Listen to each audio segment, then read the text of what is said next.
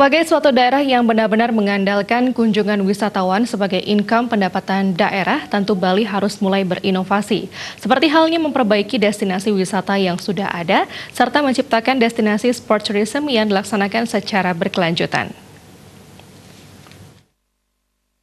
Larangan wisatawan Tiongkok untuk datang ke Bali berdampak signifikan terhadap kunjungan wisatawan saat ini. Seperti diketahui bersama, wisatawan Tiongkok sejauh ini menjadi salah satu penyumbang wisatawan terbesar ke Pulau Dewata.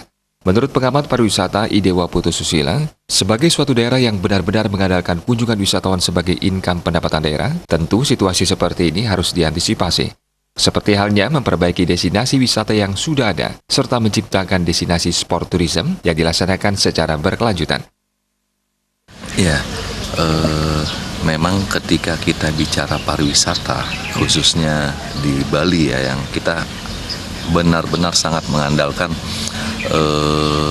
income itu dari kunjungan wisatawan. Memang ini harus diantisipasi jauh-jauh sebelumnya. Seperti misalkan dengan memperbaiki atau menambah destinasi wisata yang sudah ada. Kita harus berinovasi, kemudian menciptakan destinasi-destinasi wisata yang sifatnya bukan hanya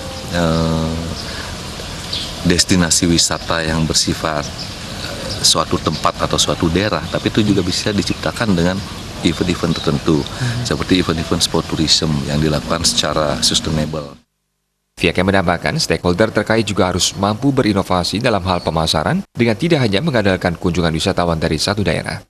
Andika dan Adi Setiawan